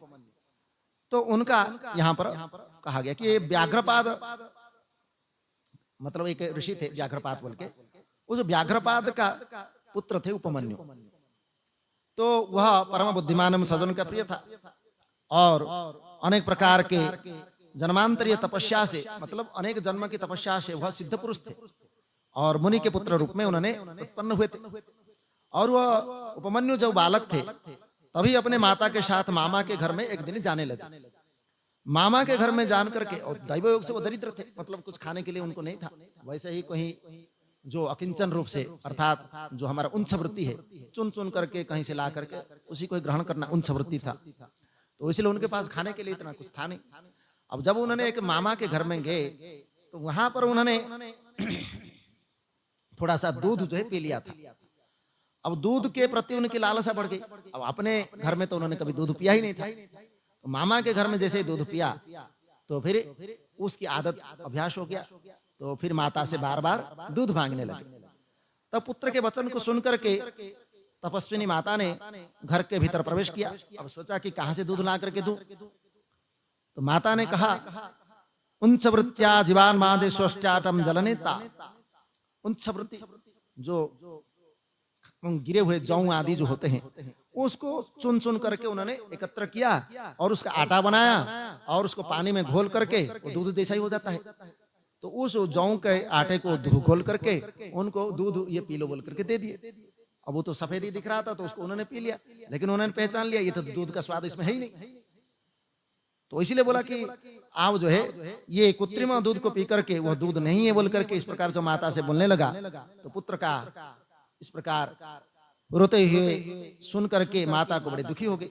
माता बोली, देखो हम तो सदैव अपने वन में ही निवास करते हैं, इस जंगल में ही रहते हैं, अतः यहाँ दूध की प्राप्ति ये संभव ही नहीं है। अगर तुम शिव जी को प्रसन्न कर सकते हो तो तुम्हारा दूध की प्राप्ति अवश्य हो सकती है। पूर्व जन्मन यत् कृत्यम शिवमुद्दिश्य हे सुता तदेव लभ्यते नूनम नात्र कार्या विचारणा। हे पुत्र, पूर्व जन्म में शिव जी की उद्देश्य करके जो कर्म किया जाता है, अर्थात भगवान को उद्देश्य करके जो भी कर्म करते हैं वही इसी जन्म में उसको अवश्य प्राप्त होता है, इसमें कोई संदेह नहीं है। माता के इस प्रकार कहने पर मातृवत्सल उपमन्यु ने शोक रहित होकर के अपने माता से कहती है कि हे माँ, यदि शिव जी कल्याण करने वाले हैं तो शोक करना भी व्यर्थ है। शोक का त्याग करो और हम सबका भला ही होगा। अब मेरी बात सुनो, यदि कहीं भी वे महादेव जी होंगे तो मैं थोड़े अथवा अधिक काल में भी उनसे एक खीर का समुद्र, मतलब दूध का समुद्र जो है प्राप्त करके ही रहूंगा। और इस प्रकार निश्चय करके मेरा कल्याण हो, ऐसा कह करके बालक जो है माता की भली भांति प्रणाम करके वहां से विदा लेकर के तपस्या करने के लिए जाते हैं। और वह बालक हिमालय पर्वत पर जाकर के वायु का पान करते हुए सावधान मन से 8 ईंटों से एक मंदिर निर्माण करते हैं, अष्ट इष्टिका। उस मंदिर का निर्माण करके उसमें मिट्टी का शिवलिंग स्थापित करके उस लिंग में भक्ति पूर्वक पंचाक्षर मंत्र के द्वारा देवी पार्वती सहित भगवान शिव का आवाहन करके उस वन में जो भी उत्पन्न पत्र पुष्प आदि उनसे पूजन करने लगे। इस प्रकार पार्वती सहित उन्होंने भगवान शिव का ध्यान करके पंचाक्षर मंत्र का जप तथा उनकी अर्चना करते हुए उसने बहुत काल पर्यंत घोर तपासना करते हैं। और उस बालक की उपमन्यु की तपस्या से सारा चराचर लोक जो है प्रज्वलित होते हैं। और फिर समस्त देवता इस प्रकार देखते हैं तो भगवान की शरण में जाते हैं। तो भगवान शिव ने उसकी भक्ति की परीक्षा करने के लिए इंद्र का रूप धारण किया और पार्वती जी ने इंद्राणी के स्वरूप के धारण करते हैं, सुरेश्वर अवतार भगवान के। तो वहां पर सभी देवता भी आगे और नंदी ने भी ऐरावत गज का रूप धारण कर लिया। इस प्रकार जब इंद्र रूप की सब सामग्री उपस्थित हो गई तो पार्वती सहित इंद्र का उपमन्यु को अनुग्रह करने के लिए उनके आश्रम पर जाते हैं। तो वहां पर इंद्र रूपधारी भगवान ने उसकी भक्ति की परीक्षा करने के लिए कहते हैं कि मैं तुम्हारी इसी तपस्या से अत्यंत प्रसन्न हूं, तुम वर मांगो, मैं तुम्हारा अभिष्ट प्रदान करूंगा। तो उन शिव के वाणी को सुनकर के वहां कहते हैं कि देखो, शिव में भक्ति होने का वरदान तो मतलब मैं आपसे तो कोई वरदान नहीं चाहता हूं, लेकिन भगवान शिव से ही मैं वरदान चाहता हूं। तो वहां बोले, तुम त्रिलोकी के स्वामी, देवगणों के रक्षक, मुझे इंद्र को नहीं पहचानते हो, तुम मेरे भक्त हो जाओ और निरंतर मेरी ही पूजा करो, मैं तुम्हारा सब प्रकार के कल्याण करूंगा और तुम जो है उस गुण रहित निर्गुण शिव को छोड़ दो और तुम्हारा उससे कोई कार्य नहीं हो सकता। और जो देव जाति से बाहर होकर के पिशाच आदि भूत आदि को जो अपना गण बनाते हैं, ऐसे शिव से तुम्हारा क्या लाभ है। ये सुनकर के पंचाक्षर मंत्र जप करता हुआ बालक अपने धर्म से विघ्न उत्पन्न करने के लिए उसको आता हुआ देख करके बोले, उपमन्यु कि शिव निंदा में रत तुमने इसी प्रकार प्रसंगवश उन देवादिदेव को निर्गुण एवं पिशाच कहा है। तुम अवश्य ही प्रकृति से परे ब्रह्मा विष्णु तथा महेश्वर को उत्पन्न करने वाले सभी देवेश्वरों के देवर भगवान रुद्र को नहीं जानते और सत्सद अव्यक्त वक्तम व्यक्त अव्यक्त जो ब्रह्मवादी लोग हैं, जिन्हें सत असत व्यक्त अव्यक्त नित्य और एक अनेक बताते हैं, उन्हीं से ही मैं वर मांगूंगा। तत्वज्ञ लोगों तर्क के द्वारा सांख्य योगों के तत्पर्यार्थ को जो देने वाला मानते हैं, मैं उन्हीं से ही वर चाहता हूं। मैं न तो आपसे, न विष्णु जी से, न ब्रह्मा जी से और न किसी देवता से मैं वर मांगता हूं। शंकर जी ही मुझे वर प्रदान करेंगे। बहुत कहने से क्या लाभ है। मैं अपना निश्चय बता रहा हूं कि पशुपति भगवान शिव को छोड़ करके और किसी से मैं वरदान चाहता ही नहीं। भगवान की तो आप मेरा जो अभिप्राय है उसको भी तुम सुनो। मैंने आज ये अनुमान कर लिया कि मैंने कोई जन्मांतर से अवश्य ही कोई पाप किया है, जिससे मुझे आप शिव की निंदा सुननी पड़ी। इसलिए शिव की निंदा का श्रवण करते ही जो शीघ्र ही उस निंदा करने वाले का प्रतिकार करके उसी समय अपना शरीर छोड़ देता है, वह शिव लोगों को प्राप्त होता है। इसलिए अब दूध के विषय में मेरी इच्छा तो रही नहीं, परंतु शिवास्त्र से तुम्हारा वध करके मैं अपने शरीर को त्याग दूंगा। इस प्रकार उपमन्यु मरने के लिए तैयार हो गए और दूध के प्रति जो उनकी इच्छा थी, उनकी इच्छा को भी छोड़ दिए। अब अग्निहोत्र से भस्म लेकर के उसे अघोरास्त्र से अभिमंत्रित करके इंद्र के ऊपर उस भस्म को उन्होंने छोड़ दिया। और घोर शब्द करता है, अघोरास्त्र मंत्र से अभिभूत होता है। इसके बाद अपने इष्ट देव के चरण युगल का स्मरण करके शरीर को जलाने हेतु उन्होंने अग्नि में जाने के लिए तैयार हो गए। ब्राह्मण उपमन्यु के इतना कर लेने पर इंद्र रूपधारी भगवान शंकर महायोग की आग्नेय धारणा को अर्थात उनको रोकते हैं। उनके द्वारा फेंके गए उस शंकर प्रिय अघोरास्त्र को शिव जी के आदेश से नंदी ने जो है वो बीच में ही उनको पकड़ लेते हैं और भगवान उन ब्राह्मण के समक्ष फिर अपना स्वरूप प्रकट करते हैं और फिर वहां पर सर्वसमर्थ प्रभु ने अनेक प्रकार के दूध के समुद्र, दही, भक्ष्य, भोज्य आदि पदार्थ के समुद्र वहां पर दिखाते हैं और इस प्रकार देवी पार्वती के साथ वहां वृषभ पर सवार होकर के त्रिशूल आदि आयुधों को हाथ में लेकर के वहां उनके समक्ष प्रकट होते हैं और वहां पर फिर इसी समय भगवान शिव जी ने मुस्कुराकर उपमन को बुलाते हैं, भाई आओ आओ। इस प्रकार मस्तक सुन करके उसको वर प्रदान करते हैं कि मैं तुम्हारे इस श्रेष्ठ आचरण से प्रसन्न हूं। अब मैंने परीक्षा ली है कि तुम हमारे दृढ़ भक्त हो और इस दृढ़ भक्ति से तुम कभी नीचे नहीं गिर सकते, इसलिए तुम्हारी मुझ में इस प्रकार की भक्ति बनी रहेगी, तुम्हारा सभी दुख भी दूर हो जाएंगे, तुम सदा सुखी रहोगे। अब तुम सर्वदा अपने भाई बंधुओं के साथ स्वेच्छा पूर्वक जो भी भक्ष्य भोज्य आदि पदार्थ है सब कुछ तुमको प्राप्त होगा। और उपमन्यो महाभाग तमेम्बेशाम ही पार्वती, हे उपमन्यो ये पार्वती तुम्हारी माता है, मैंने आज से तुम्हारा को अपने पुत्र मान लिया और तुम सदा कुमार ही बने रहोगे, मतलब तुम कभी बड़े ही नहीं होगे। जैसे कुमार होता है छोटा अवस्था, इस कुमार अवस्था में ही तुम रहोगे। और मैंने प्रसन्न होकर के दूध, दही, घी एवं मधु के अनेक समुद्र और भोग्य जो पदार्थ है, भोज्य भक्ष्य पदार्थ है, उन सबको पूर्ण कर दिया है और तुम्हें प्रेम पूर्वक उसको ग्रहण करो और मैं तुम्हें अमरत्व और शाश्वत गणपत्य का भी प्रदान करता हूँ। मैं महादेव तुम्हारा पिता हूँ और ये जगदम्बा तुम्हारी माता है। अब जो कुछ तुम हमारे मनोवांछित वर है उसको भी मांग सकते हो।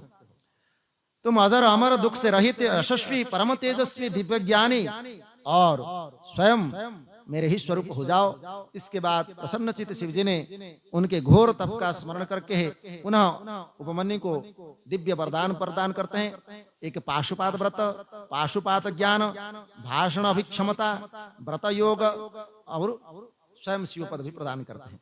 इस प्रकार वरदान दे करके उन दोनों से हाथ जोड़ करके जो है देवी पार्वती कहते हैं कि तुम हमारे पुत्र है और महादेव जी ने पार्वती को समर्पित कर देते हैं। देवी ने भी उनको अपने पास लेकर के उनको अक्षय कुमार पद जो है प्रदान करते हैं और दूध का स्वाद उत्पन्न करने वाले समुद्र से स्वयं उठ करके एकत्र पिंडीभूत अनश्वर क्षीर समुद्र उसे प्रदान करते हैं।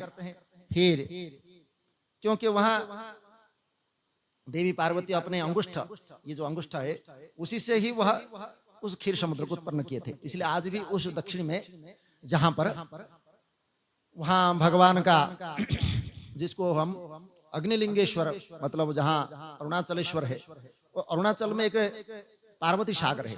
उस पार्वती सागर में वहीं पर उन्होंने तपस्या करके स्नान करके उस क्षीर समुद्र को प्राप्त किया था, इसलिए वहां पर उस क्षीर समुद्र का वहां पर आज भी प्रसिद्ध है, वहां पर आज भी लोग जाते हैं। इस प्रकार वे उपमन्यु देवी पार्वती से दिव्य वर एवं भगवान शंकर से प्राप्त करके नित्य कुमारत्व प्राप्त हुआ और फिर प्रसन्नचित्त होकर के भगवान को प्रणाम करते हैं। इस प्रकार उपमन्यु कहते हैं कि हे महादेव, अपने संबंधियों के प्रति श्रद्धा भाव, अपना दास्य, परम स्नेह, अपना नित्य सानिध्य मुझे प्रदान कीजिए। ऐसा कह करके वहां उपमन्यु ने प्रसन्नचित्त होकर के भगवान से स्तुति करते हैं।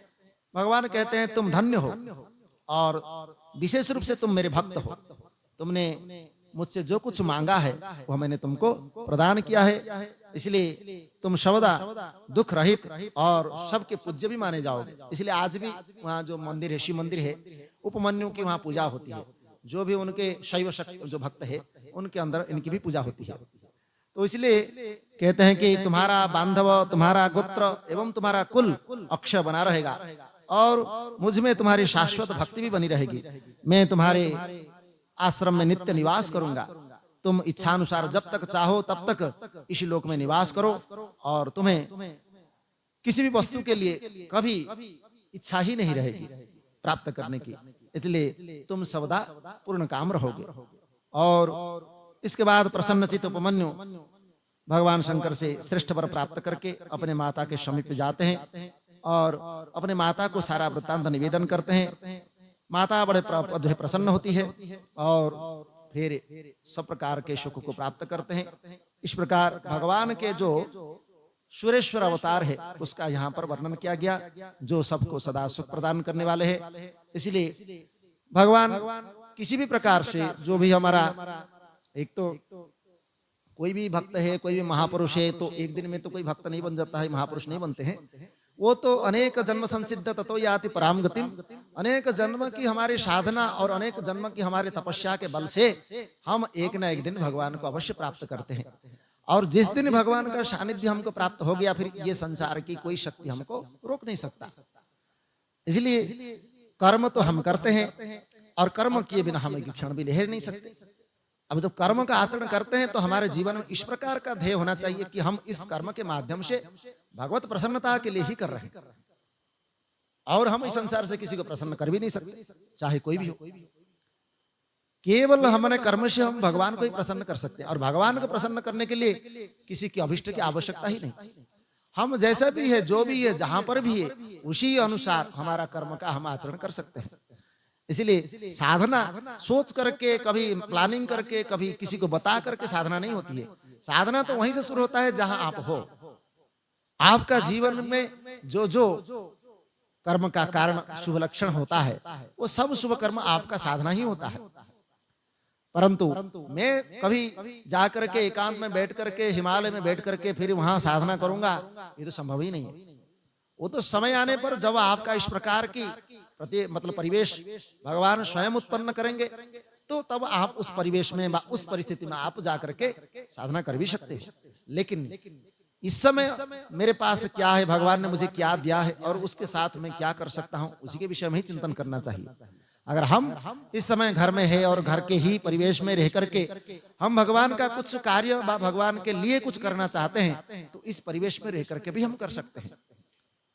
कभी भी ये नहीं सोचते हैं कि हम मेरा होगा क्या, कुछ नहीं होगा। जो होना है हो चुका है, अब जो होने वाला है वो अच्छा ही होने वाला है, क्योंकि मैं अभी जो करूंगा आगे वो अच्छा ही करूंगा। ऐसा करूंगा कि मैं किसी भी प्रकार से अपने परमात्मा से, भगवान से कभी अलग नहीं हो सकता। आज तक मैंने जो किया, भूल वशात, अज्ञान वशात जो किया, उसके लिए भगवान मुझे क्षमा कर सकते हैं। लेकिन मैं सब कुछ जानने के बाद भी अगर भूल करता हूं तो भगवान मुझे क्षमा नहीं करेंगे। तो इसलिए ये जीवन हम अब आज से, या जब भी हमारे जीवन में इस प्रकार की धारणा बनी, तब हम भगवान के ही हो चुके हैं। इस प्रकार की इच्छा से अगर हम किसी भी साधना से, किसी भी कर्म में प्रवृत्त होते हैं, तो हमारा जीवन धन्य होता है। इसलिए हम भक्तों की और उनके जीवन की और अनेक प्रकार के पुण्यवान महापुरुषों की कथा सुनते हैं। तो ये कथा सुनने का यही तात्पर्य है कि उन्होंने इस प्रकार जीवन में समस्त दुखों को, समस्त विपत्तियों को, समस्त समस्याओं को, सब कुछ उन्होंने पीछे डाल करके अपने लक्ष्यों को प्राप्त करने के लिए इस प्रकार जब आगे बढ़ सकते हैं, तो हम भी तो मनुष्य हैं। हमको तो भगवान ने एक स्वस्थ शरीर दिया है, हमको भी तो भगवान ने बुद्धि दिया है, तो हम क्यों नहीं कर सकते? तो ऐसा अगर हम विचार करेंगे तो हमारे ही अंतर्यामी के रूप में अंदर जो भगवान बैठे हैं, वही हमको फिर प्रेरणा देते रहेंगे। और ऐसे प्रेरणा देंगे कि आपको फिर यहाँ जो समस्या दिख रहा था वो समस्या भी नहीं दिखेगा, जो बाधा दिख रही तो बाधा भी नहीं दिखेगी। और ऐसा आप आगे बढ़ेंगे, जो अध्यात्म के इसे जो मार्ग है, जिसको छुरी के धार के समान कहा गया है।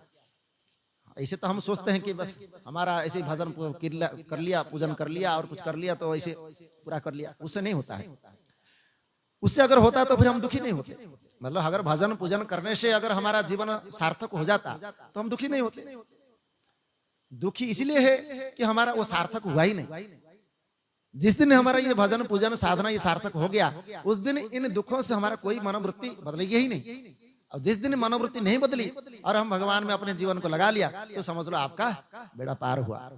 तो इसलिए जीवन में इच्छा शक्ति हमारे पास है, सामर्थ्य भी है, हम कर सकते हैं। तो इसीलिए यहाँ भक्तों की और भगवान की इसी लीला अवतार का कथा सुन करके यही हमारे मन में दृढ़ इच्छा और प्रतिज्ञा होनी चाहिए। इस कथा का सार तत्व यही है। तो आज फिर इसी कथा के आगे जो हमारा कथा के जो क्रम होगा, उसमें हम भगवान के जो ज्योतिर्लिंग स्वरूप है, द्वादश ज्योतिर्लिंग आदि उन ज्योतिर्लिंग स्वरूप की कथा का हम श्रवण करेंगे। और भगवान के सोमनाथ जो आदि स्वरूप है, ऐसे हमारे महाकालेश्वर जो भगवान ज्योतिर्लिंग है, ये कैसे हुआ, इनका कैसे आविर्भाव हुआ, प्रकट हुआ, इनके भक्त कौन हुए, भगवान किस किस के ऊपर दया दृष्टि रखते हैं, ये सब बात जो है हम उस ज्योतिर्लिंग की कथा में श्रवण करेंगे। तो कल से हम भगवान के द्वादश ज्योतिर्लिंग के विषय में श्रवण करेंगे। बोले सच्चिदानंद भगवान की, सद्गुरुदेव भगवान की। ओम नमः शिवाय, ओम नमः शिवाय, ओम नमः शिवाय, ओम नमः शिवाय, ओम नमः शिवाय, ओम नमः शिवाय, ओम नमः शिवाय, ओम नमः शिवाय। हर हर भोले नमः शिवाय, ओम हर हर भोले नमः शिवाय, हर हर भोले नमः शिवाय, ओम हर हर भोले नमः शिवाय, ओम नमः शिवाय, ओम नमः शिवाय, ओम नमः शिवाय, ओम नमः शिवाय, ओम नमः शिवाय, ओम नमः शिवाय, ओम नमः शिवाय, ओम नमः शिवाय। रामेश्वराय शिव रामेश्वराय, रामेश्वराय शिव रामेश्वराय, हर हर भोले नमः शिवाय, हर हर भोले नमः शिवाय। उग्रेश्वराय शिव भूतेश्वराय, भूतेश्वराय शिव भूतेश्वराय, हर हर भोले नमः शिवाय, हर हर भोले नमः शिवाय। विश्वेश्वराय शिव विश्वेश्वराय, विश्वेश्वराय शिव विश्वेश्वराय, हर हर भोले नमः शिवाय, हर हर भोले नमः शिवाय। महादेवाय शंभो महादेवाय, महादेवाय शंभो महादेवाय, हर हर भोले नमः शिवाय, हर हर भोले नमः शिवाय। महेश्वराय शिव महेश्वराय, महेश्वराय शिव महेश्वराय, हर हर भोले नमः शिवाय, ओम हर हर भोले नमः शिवाय, नमः शिवाय, ओम नमः शिवाय, ओम नमः शिवाय, ओम नमः शिवाय। हर हर भोले नमः शिवाय, हर हर भोले नमः शिवाय, ओम नमः शिवाय, ओम नमः शिवाय, ओम नमः शिवाय, ओम नमः शिवाय, ओम नमः शिवाय, ओम नमः शिवाय, ओम नमः शिवाय, ओम नमः शिवाय। बोलो शंकर भगवान की जय, श्री पशुपतिनाथ भगवान की जय, श्री भूतेश्वर भगवान की जय। ओम सर्वे भवन्तु सुखिनः, सर्वे सन्तु निरामया, सर्वे भद्राणि पश्यन्तु मा कश्चित् दुःखभाग् भवेत्। असतो मा सद्गमय, तमसो मा ज्योतिर्गमय, मृत्योर्मा अमृतं गमय। ओम पूर्णमदः पूर्णमिदं पूर्णात् पूर्णमुदच्यते, पूर्णस्य पूर्णमादाय पूर्णमेवावशिष्यते।